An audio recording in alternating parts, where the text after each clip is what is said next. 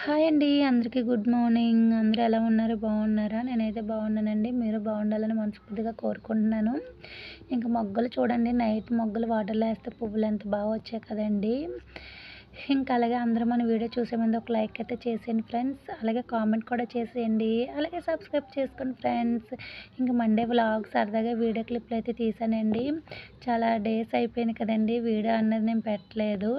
ఈరోజు ఎందుకో వీడియో అయితే తీయాలనిపించిందండి. స్టార్ట్ చేశాను. ఇంక నేను నైట్ అయితే మొత్తం స్టవ్ అది క్లీన్ చేసుకున్నానండి. మనం నైట్ పనంతా చేసుకుంటే మార్నింగ్ లేసరికి చాలా ఈజీగా ఉంటదండి ఎవరికైనా సరే.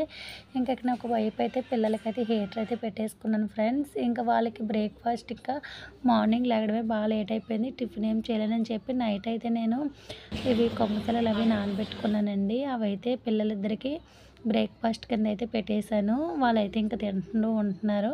వాళ్ళకి ఒకవైపు టైం అయితే అయిపోతుంది. ఫాస్ట్‌గా తినేసి అయితే బయలుదేరి వెళ్ళిపోతున్నాను ఫ్రెండ్స్. పక్కన ఇంకో పాప ఉంది కదండీ! ఆ పాప అయితే మా అక్క వాళ్ళ పాప. ఇంక పిల్లలిద్దరూ వెళ్ళాకైతే మా హస్బెండ్ అయితే దీపం అయితే పెట్టేస్తున్నారు.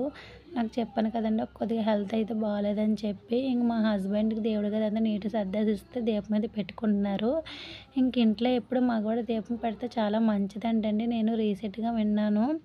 ఇంక సర్లే కదా మంచిది అంటున్నారు కదా అని చెప్పి మా హస్బెండ్ చేత అయితే దీపం పెట్టించానండి.